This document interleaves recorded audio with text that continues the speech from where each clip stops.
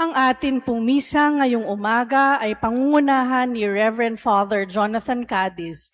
Magsitayo na po ang lahat at atin nang pasisimulan ang banal na misa.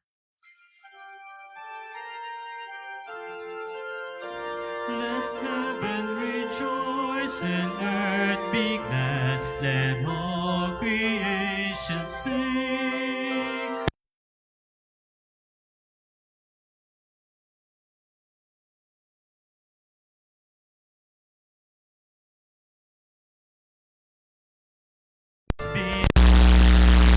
Proclaim it in every land.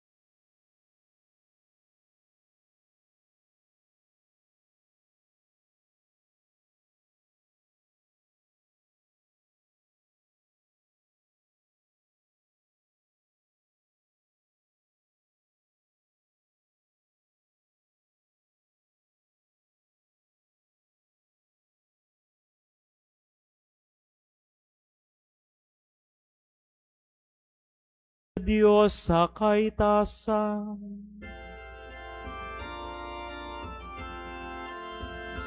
At sa lupa'y kapayapaan sa mga taong kinalulugdan niya. Pinupuri ka namin, dinarangal ka namin, sinasamba ka namin, pinagbubunyi ka namin, pinasasalamatan ka namin. Dahil sa dakila mong aking kapurihan. Panginoong Diyos, Hari ng langit, Diyos amang makapangyarihan sa lahat. Panginoong Hesu Kristo, bugtong na anak. Panginoong Diyos, Kordero ng Diyos, anak ng Ama.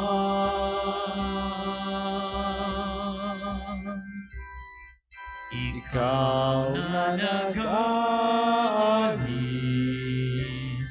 ng mga kasalanan ng sanlibutan. Maawa ka sa amin. Ikaw na nag-aalis ng mga kasalanan ng sanlibutan. Tanggapin mo ang aming kahilingan. Ikaw na naluluklok sa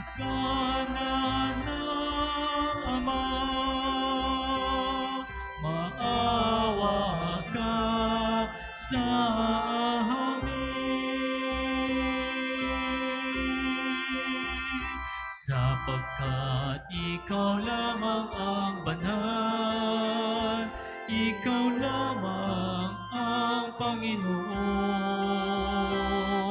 Ikaw lamang, O Jesucristo, ang kataas-taasan, kasamahan ng Espiritu Santo, sa kadakilaan ng Diyos Ama.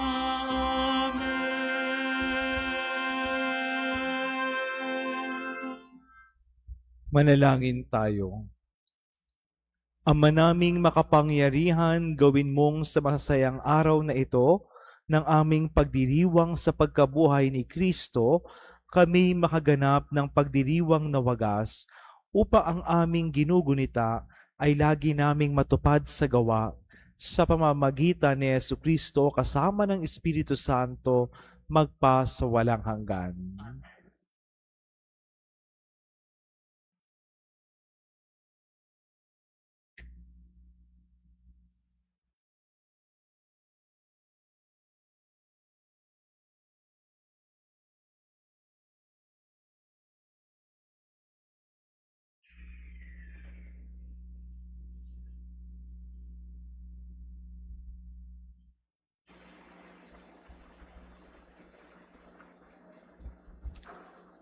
Pagbasa mula sa mga gawa ng mga apostol. Noong mga araw na iyon, nagpunta si Felipe sa isang lungsod ng Samaria at ipinangaral doon ang Mesiyas. Nang mabalitaan ng mga tao at makita ang mga kababalaghang ginawa niya, pinakinggan nilang mabuti ang sinasabi niya, sapagkat ang masasamang espiritu ay umaalis sa mga taong inaalihan nito at sumisigaw habang lumalabas. Maraming lumpo at mga pilay ang napagaling, kaya't nagkaroon ng malaking kagalakan sa lungsod na iyon. Nang mabalitaan ng mga apostol na nasa Jerusalem na, tinanggap ng mga Samaritano ang salita ng Diyos. Sinugo nila roon sina Pedro at Juan. Pagdating doon, ipinanalangin nila ang mga Samaritano upang sila'y tumanggap din ng Espiritu Santo, sapagkat hindi pa ito bumababa sa kanino man sa kanila. Sila'y nabinyagan lamang sa pangalan ng Panginoong Hesus. At ipinatong nina Pedro at Juan ang kanilang kamay sa kanila at tumanggap sila ng Espiritu Santo. Ang salita ng Diyos.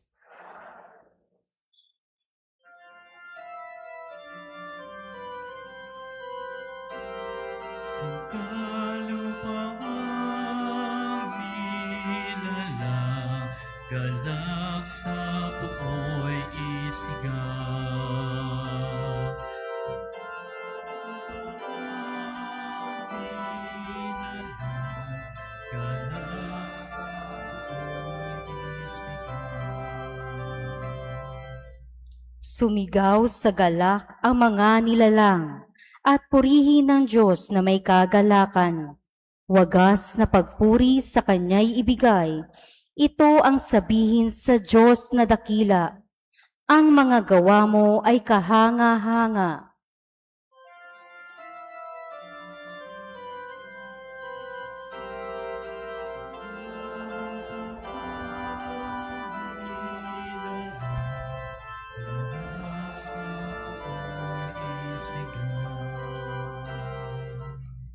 Ang lahat sa lupa'y ika'y sinasamba. Awit ng papuri yaong kinakanta. Ang iyong pangalay pinupuri nila. Ang ginawa ng Diyos, lapit at pagmasdan, ang kahangahangang ginawa sa tanan.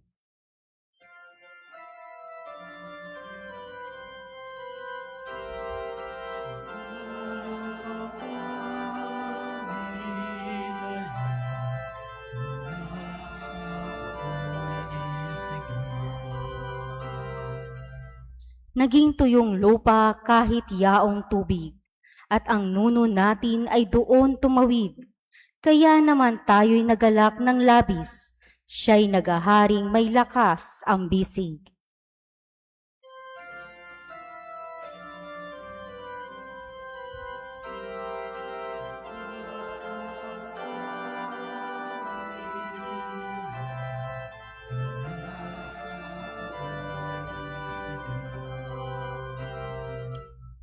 Lapit at makinig, ang nagpaparangal sa Diyos at sa inyo'y aking isasaysay.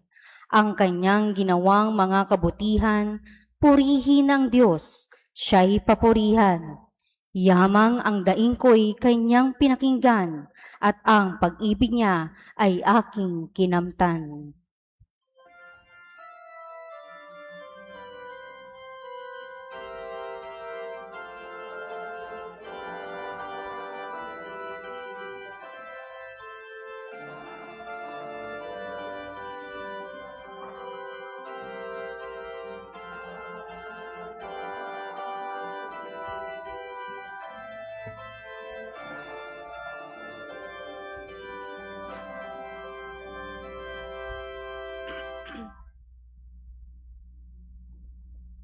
Pagbasa mula sa unang sulat ni Apostol San Pedro.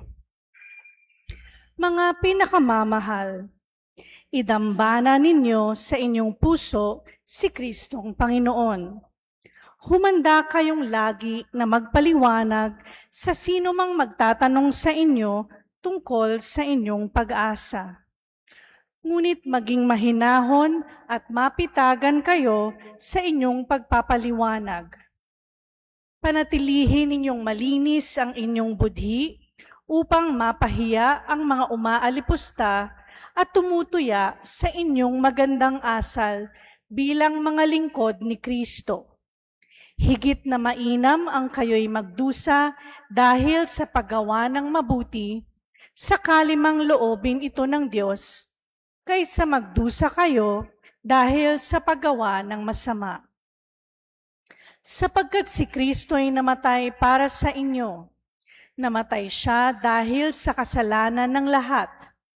Ang walang kasalanan para sa mga makasalanan, upang iharap kayo sa Diyos. Siya'y namatay ayon sa laman at muling binuhay ayon sa Espiritu. Ang salita ng Diyos.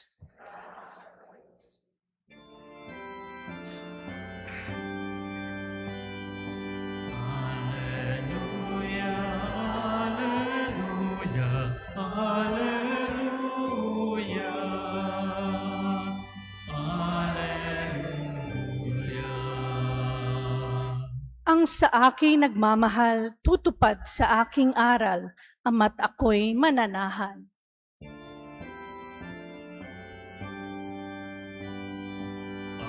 Alleluia, alleluia, alleluia, alleluia. Sumainyo ang Panginoon. Ang mabuting balita ng Panginoon ayon kay San Juan. Noong panahong iyon, sinabi ni Jesus sa kanyang mga alagad, "Kung iniibig ninyo ako, tutuparin ninyo ang aking mga utos. Dadalangin ako sa Ama, at kayo'y bibigyan niya ng isa pang patnubay na magiging kasama ninyo magpakailanman. Ito'y ang espiritu ng katotohanan na hindi matanggap ng sanlibutan, sapagkat hindi siya nakikita ni nakikilala ng sanlibutan. Ngunit nakikilala ninyo siya, sapagkat siya'y sumasa inyo at nananahan sa inyo. Hindi ko kayo iiwang nangungulila. Babalik ako sa inyo. Kaunting panahon na lamang, at hindi na ako makikita ng sanlibutan. Ngunit ako'y makikita ninyo, sapagkat mabubuhay ako at mabubuhay rin kayo. Malalaman ninyo sa araw na yaon na ako'y sumasa Ama, Kayo'y sumasa akin at ako'y sumasa inyo. Ang tumatanggap sa mga utos ko at tumutupad nito ang siyang umiibig sa akin. Ang umiibig sa akin ay iibigin din ng aking Ama, iibigin ko rin siya at ako'y lubusang magpapakilala sa Kanya.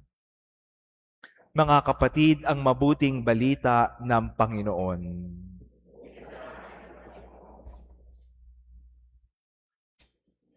Isang magandang umaga po sa inyong lahat at sa lahat po ng nanay na nandirito ngayon, batiin natin sila ng Happy Mother's Day.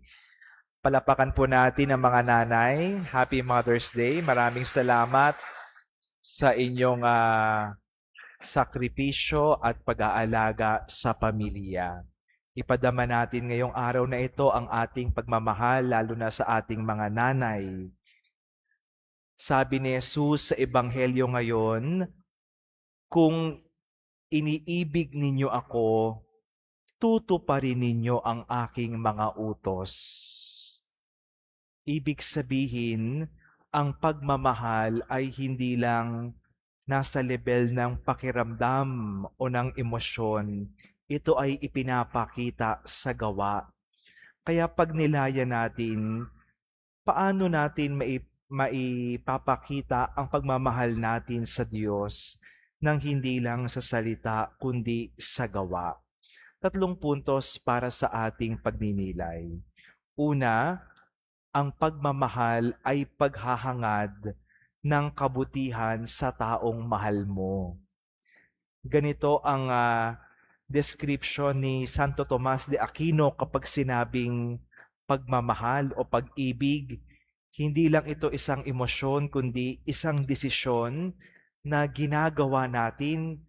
Kapag mahal mo ang isang tao, hindi lang ang sarili mong kapakanan ng iniisip mo kung ano ang makabubuti sa taong mahal mo. Kaya sabi nga ni Jesus sa Ebanghelyo, kung mahal ninyo ako, tutuparin ninyo ang aking mga utos. Saan ba tayo dinadala ng pagtupad sa mga turo at bilin ni Jesus? Kapag tayo ay sumunod sa utos ng Diyos, saan tayo dinadala nito? Ano ang epekto nito sa atin? Ito ang aking pangalawang punto. Ang mga utos ng Diyos ay parating sa ikabubuti natin.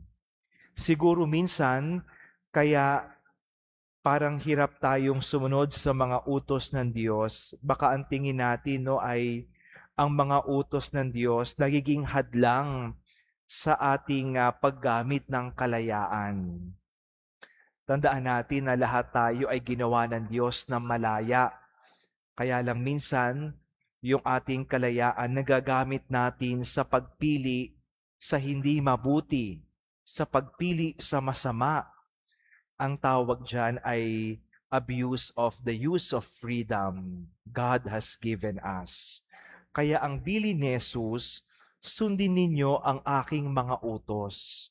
Dahil ang pagsunod sa mga utos ng Diyos, sa mga turo at bilin ni Jesus, ito ang magbibigay gabay sa ating kalayaan na piliin, gamitin ito sa pagpili sa mabuti. Gamitin ito sa pagpili sa Diyos. Ang responsableng paggamit ng kalayaan ay hindi lang gagawin ko kung ano ang gusto kong gawin, kundi malaya ako sa mga bagay na makahahad lang sa akin sa paggawa ng mabuti. Malaya ako sa mga bumibihag sa akin sa pagkakasala.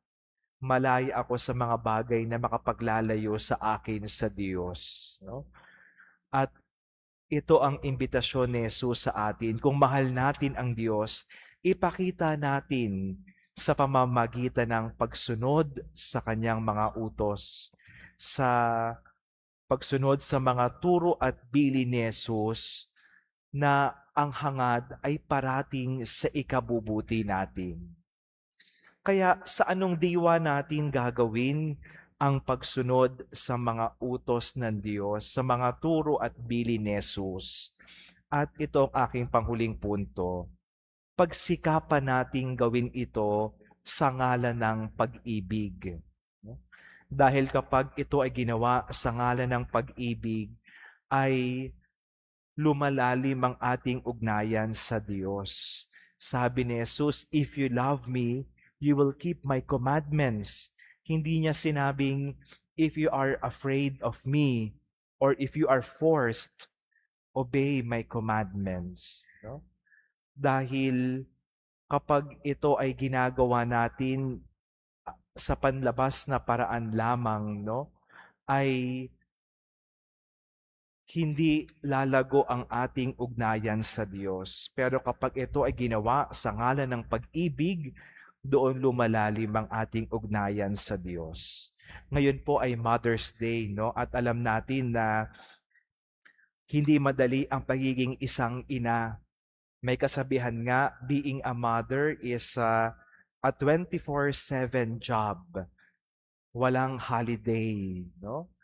At yung mga nanay natin, araw-araw, inaasikaso ang pamilya, nagluluto ng pagkain, naghahanda, no? Gumigising ng maaga upang maghanda ng almusal, ng mga bagay bago pumasok sa trabaho o sa eskwelahan, no?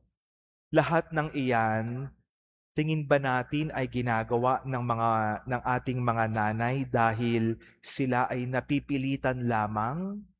Ang isang mabuting ina, ginagawa ito hindi dahil napipilitan, kundi ginagawa sa ngalan ng pag-ibig. At dahil ginagawa sa ngalan ng pag-ibig, doon lumalalim ang ugnayan ng isang ina sa pamilya at sa kanyang mga anak.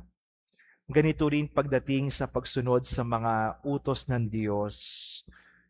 Huwag lang nawa maging panlabas na pagsunod ang mangyari.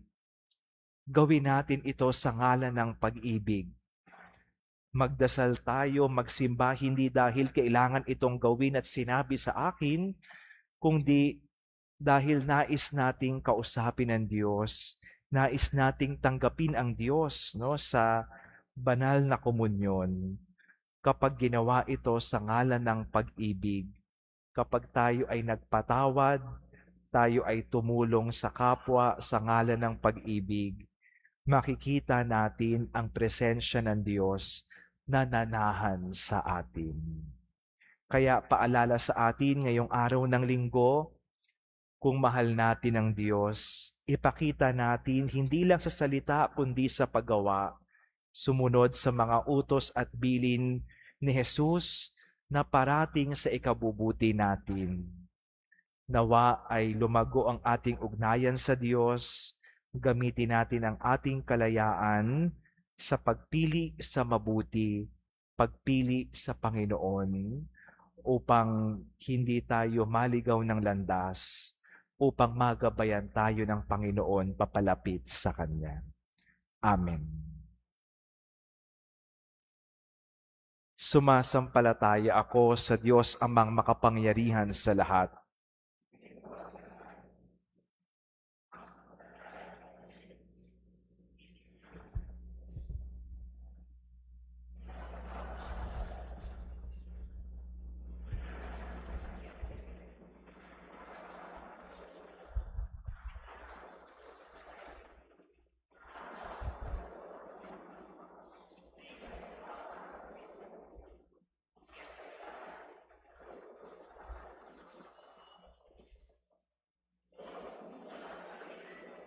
Silang mabuhay at nangamatay na tao. Sumasampalataya naman ako sa Diyos Espiritu Santo, sa banal na simbahang Katolika, sa kasamahan ng mga banal, sa kapatawaran ng mga kasalanan, sa pagkabuhay na muli na nangamatay na tao, at sa buhay na walang hanggan. Amen. Mga minamahal kong kapatid, lumapit tayo sa Diyos, amang bukal ng tanang grasya, at magsumamong dinggin niya ang mga pangangailangan natin bilang simbahan at minamahal niyang kawan. Ang tugon natin, Panginoon, dinggin mo kami. Maging mahabaging pastol nawa ang Santo Papa, mga obispo, pari, diakono, at mga pinunong laiko upang sa tulong ng Espiritu Santo, mapangalagaan nilang maigi ang bawat mananampalataya. Manalangin tayo.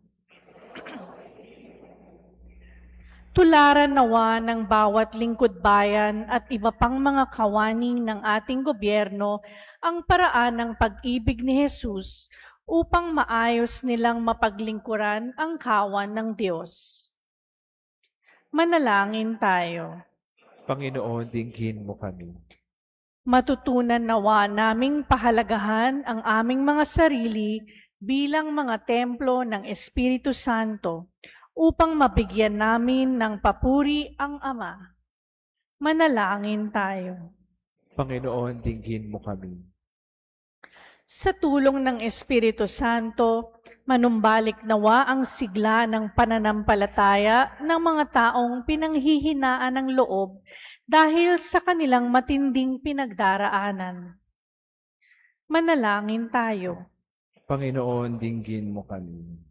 Tulungan mo kaming iwaksi ang bawat kasalanang umaalipin sa aming katawan upang maging tunay na tahanan ito ng Espiritu Santo. Manalangin tayo. Makapiling nawa ni Kristong muling nabuhay ang mga kapatid naming yumao. Manalangin tayo. Itaas din natin ang mga kapatid nating nangangailangan ng panalangin, ang mga pangangailangan ng ating pamayanan at ang ating mga personal na kahilingan.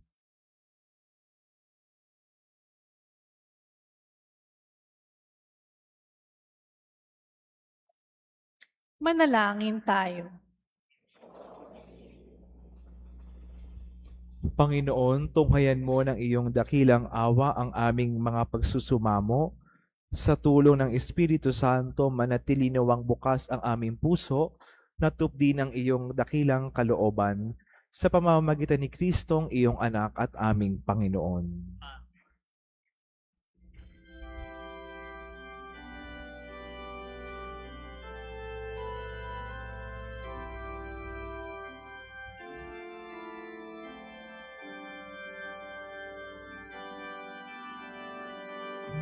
Kunin at tanggapin ang alay na ito, mga biyayang nagmula sa pagpapala mo.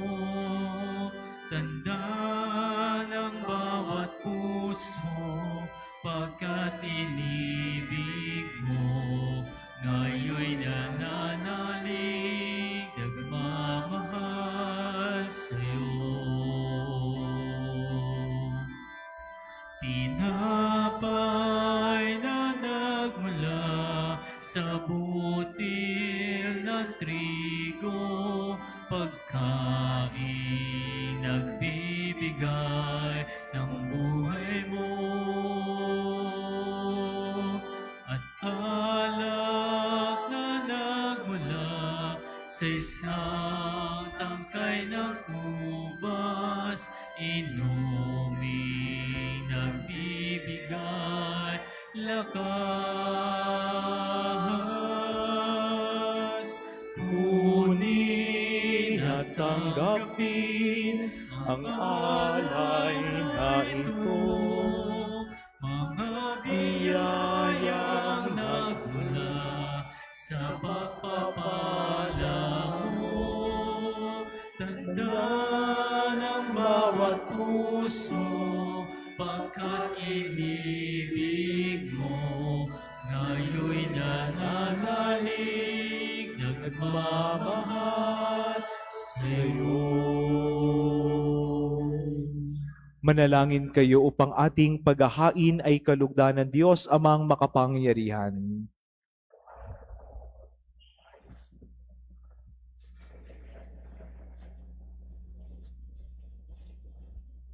Ama naming lumikha, paakyatin mo sa iyong piling sa kalangitan ang aming mga panalangin kalakip ng haing mga alay, upang ang mga pinagindapat mong gawing dalisay ay maging marapat na makasalo sa piging ng iyong pagmamahal, sa pamamagitan ni Jesucristo kasama ng Espiritu Santo magpa sa walang hanggan. Sumainyo ang Panginoon, itaas sa Diyos ang inyong puso at diwa. Pasalamatan natin ang Panginoong ating Diyos. Ama naming makapangyarihan, tunay ngang marapat na ikaw ay aming pasalamatan ngayong gabing lalo ngayong ipinagdiriwang ang paghahain ng Mesiyas, ang maamong tupa na tumubos sa aming lahat. Ang iyong anak na minamahal ay naghain ng sarili niyang buhay. Siya ang tupang maamong umako sa kaparusahan upang mapatawad ang kasalanan ng sanlibutan. Sa pagkamatay niya sa banal na krus, ang kamatayan namin ay kanyang nilupig. Sa pagkabuhay niya bilang manunubos, pag-asa at pagkabuhay ay aming nakamit. Kaya kaisa ng mga anghel na nagsisiawit ng papuri sa iyo ng walang humpay sa kalangitan, kami nagbubunyi sa iyong kadakilaan.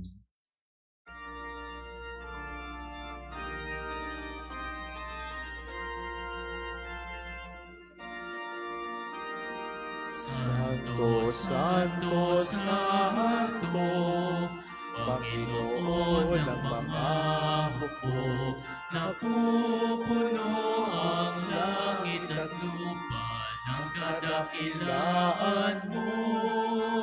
Hosana sa kaitaasan, pinagpala ang naparirito sa ngalan ng Panginoon.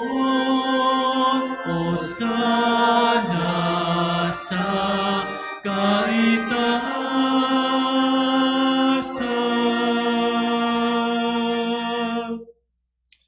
Ama naming banal, ikaw ang bukal ng tanang kabanalan, kaya't sa pamamagitan ng iyong Espiritu, gawin mong banal ang mga kaloob na ito upang para sa amin maging katawan na dugo ng aming Panginoong Jesucristo. Bago niya pinagtiis ang kusang loob na maging handog, hinawakan niya ang tinapay. Pinasalamatan kanya, pinaghati-hati niya iyon, iniabot sa kanyang mga alagad at sinabing, "Tanggapin ninyong lahat ito at kanin. Ito ang aking katawan na ihahandog para sa inyo."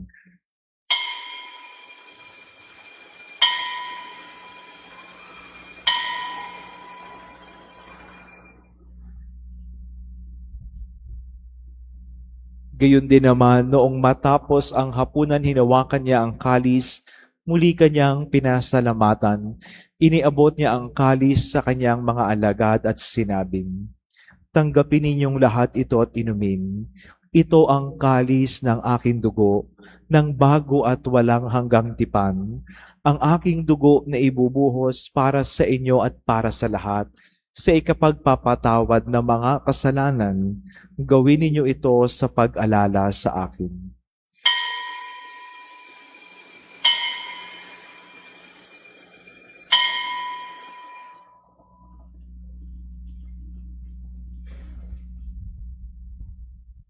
Ipagbunyi natin ang misteryo ng pananampalataya.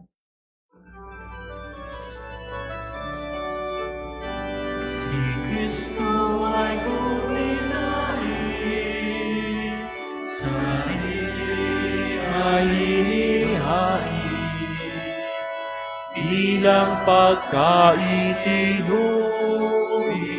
pinagsasaluhan natin, hanggang sa siya'y muli, hanggang sa siya'y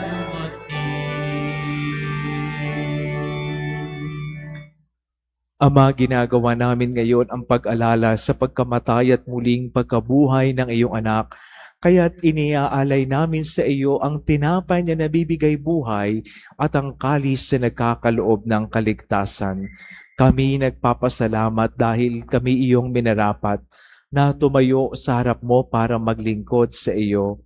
Isinasamo namin kami magsasalo-salo sa katawan at dugo ni Kristo ay mabuklod sa pagkakaisa sa pamamagitan ng Espiritu Santo. Ama, lingapin mong iyong simbahang laganap sa buong daigdig. Puspusin mo kami sa pag-ibig kay isa ni Leon na aming Papa, ni Jesse na aming Obispo at lahat ng mga pari. Alalahanin mo rin ang mga kapatid naming nahimlay nang may pag-asang sila'y muling nabubuhay, gayon din ang lahat ng mga pumanaw. Kaawaan mo sila at patuloyin sa iyong kaliwanagan. Kaawaan mo at pagintapatin kaming lahat na makasalo sa iyong buhay na walang wakas. Kaysa ng mahal na Birheng Maria, Ina ng Diyos, ni San Jose ng kanyang kabiyak, kaysa ng mga apostol, ni San Isidro at lahat ng mga banal, na namuhay sa daigdig ng kalugod-lugod sa iyo. Maipagdiwang nawa namin ang pagpupuri sa ikararangal mo sa pamamagitan ng iyong anak na aming Panginoong Yesukristo. Sa pamamagitan ni Kristo, kasama niya at sa Kanya, ang lahat ng parangal at papuri ay sa iyo, Diyos amang makapangyarihan, kasama ng Espiritu Santo, magpasawalang hanggan. Amen, amen, amen, amen.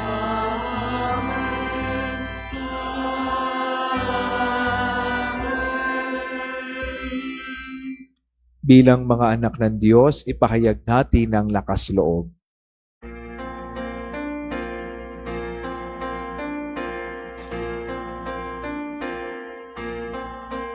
Ama namin, sumasalangit ka,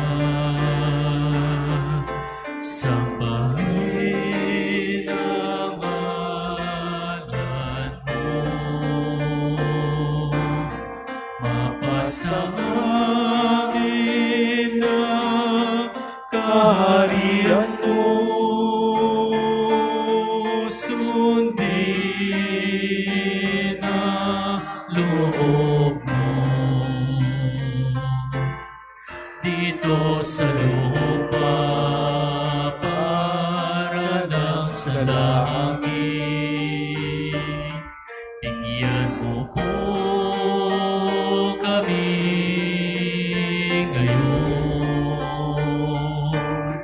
ng aming kakanin sa araw-araw at patawarin mo kami sa aming masala para na pagpapatawad namin sa mga nagkakasala sa amin, at huwag mo kaming ipahintulot sa tukso at iadya mo kami sa lahat ng masama. Hinihiling namin kami iadya sa lahat ng masama pagkalooban ng kapayapaan araw-araw, iligtas sa kasalanan at ilayo sa lahat ng kapahamakan, samantalang aming pinananabikan ang dakilang arong papahayag ng tagapagligtas naming si Jesucristo. Sapagkat sa iyo ang kaharian, kapangyarihan at kapurihan, ngayon at magpakailanman. Ngayon at magpakailanman. Panginoong Yesukristo, sinabi mo sa iyong mga apostol, kapayapaan ang iniiwan ko sa inyo, ang aking kapayapaan ang binibigay ko sa inyo. Tungayan mo ang aming pananampalataya, huwag ang aming pagkakasala.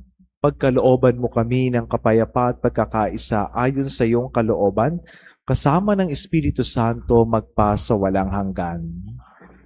Ang kapayapaan ng Panginoon ay laging sumainyo. Magbigayan kayo ng kapayapaan sa isa't isa. Peace be with you.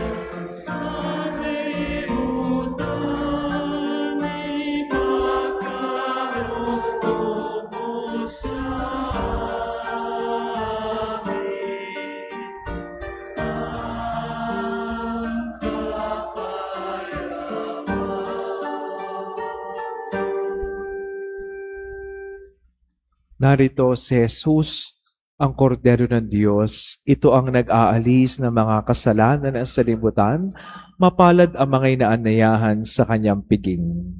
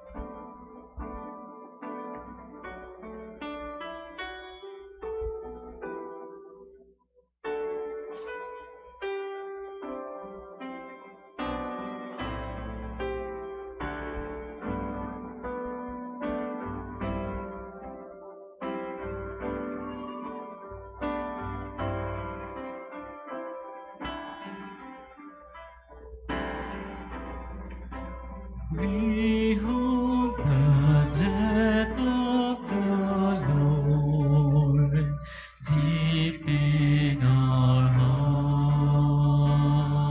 hearts. Living now we remain with Jesus the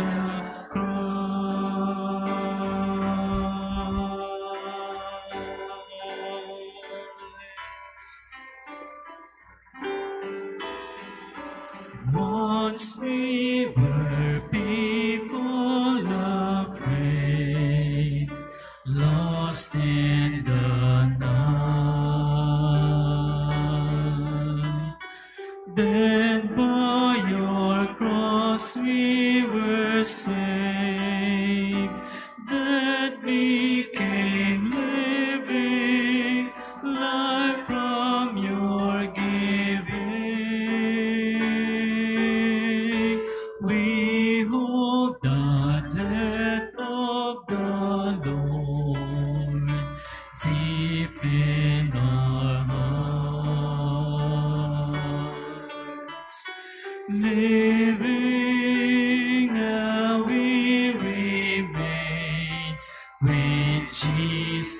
Jesus the Christ.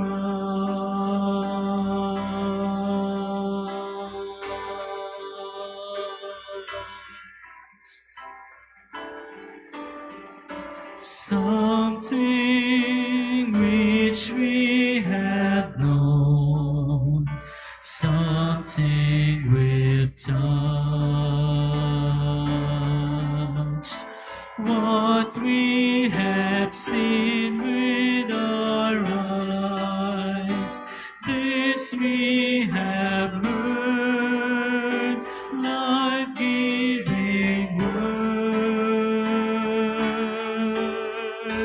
We hold the death of the Lord deep in our hearts. Living now we remain with Jesus the Christ.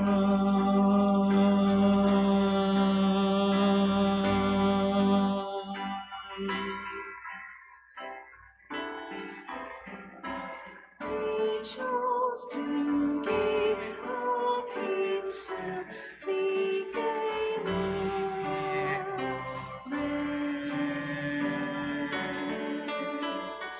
broken, that we might live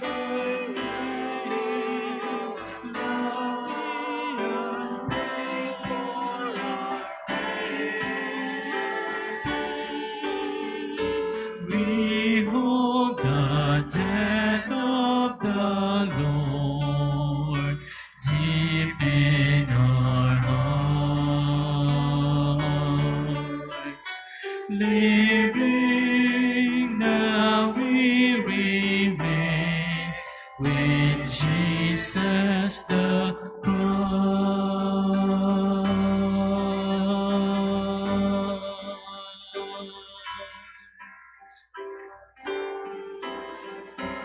We are in the presence of God.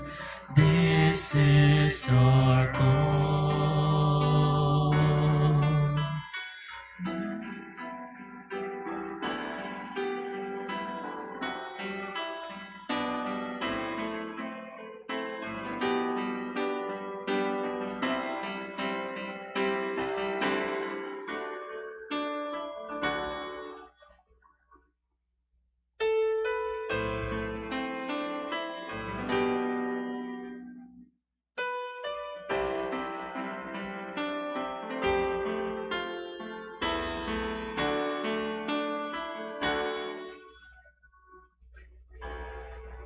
Behold the death of the Lord deep in our hearts. Living now we remain with Jesus the Christ.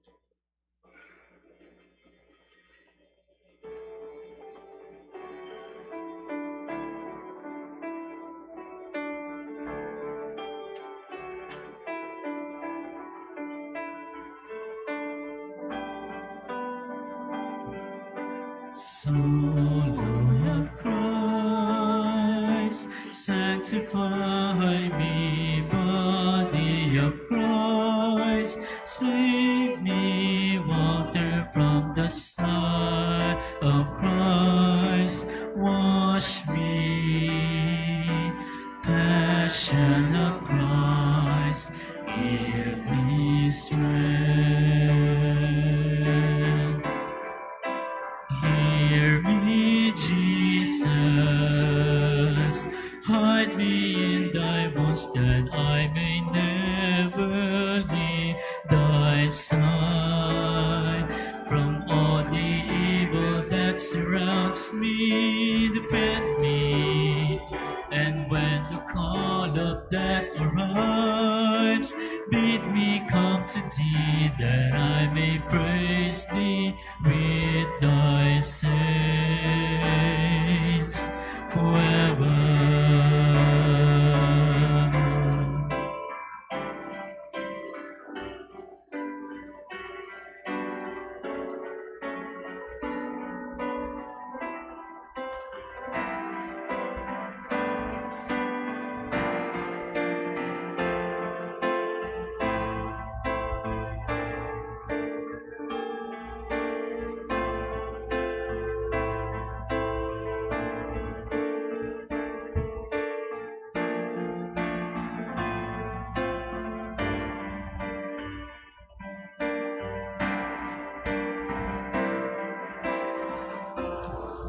Magsitayo po ang lahat.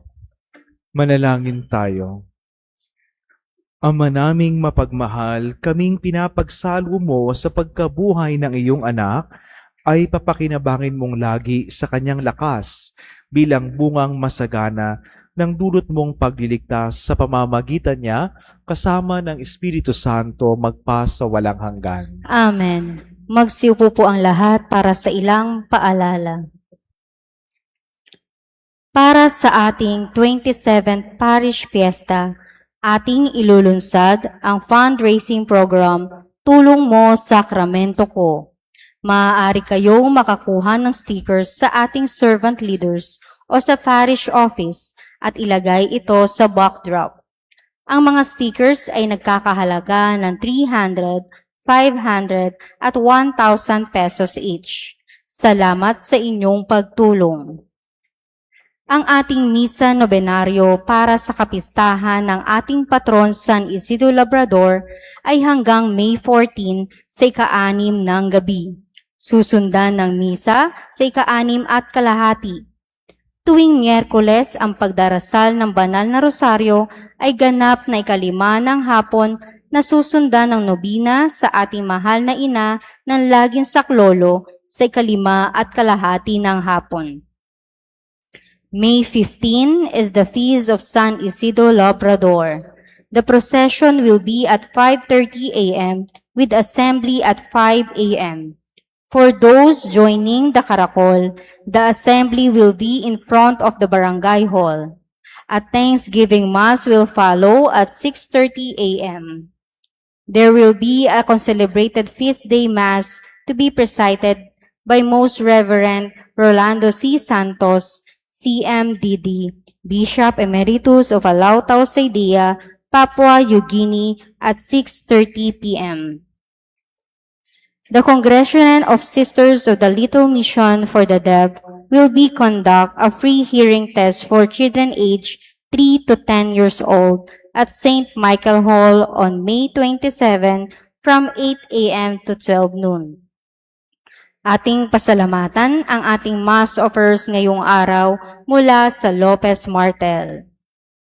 Dahil ngayon ay Mother's Day, inaniya ng lahat ng mga nanay na lumapit sa harapan para sa isang panalangin at pagbabasbas.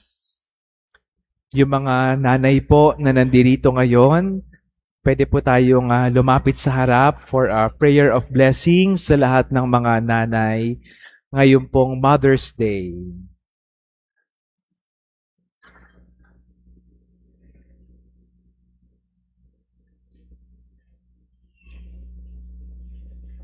Ipagdasal natin ang ating mga nanay. Loving God, as a mother gives life and nourishment to her children, so you give life and care for your church. Bless these women as we celebrate this day in their honor. May they be strengthened as Christian mothers, that the example of their faith and love shine forth. Grant that we, their sons and daughters, may honor and appreciate them with a spirit of profound respect.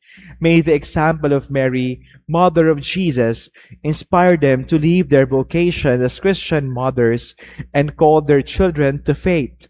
Guide and protect them in challenging times and help them to continue to trust in you all the days of their lives. Grant this through Christ our Lord. Amen.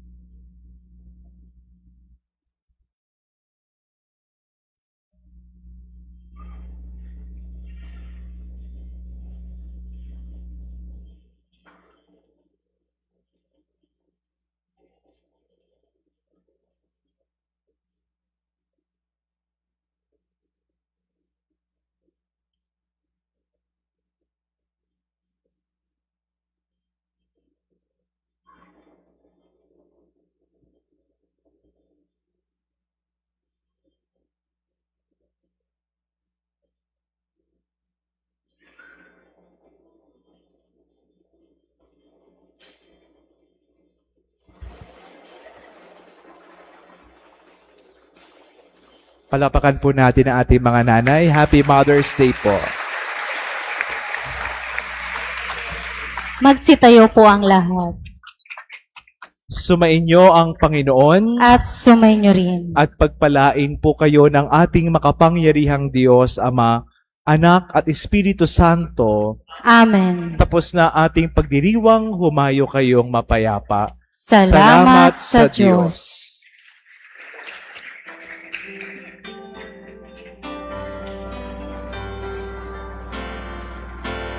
Go and tell every nation, Alleluia.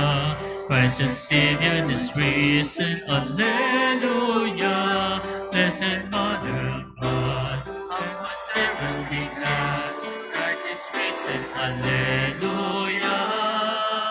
Thanks be to God, Alleluia.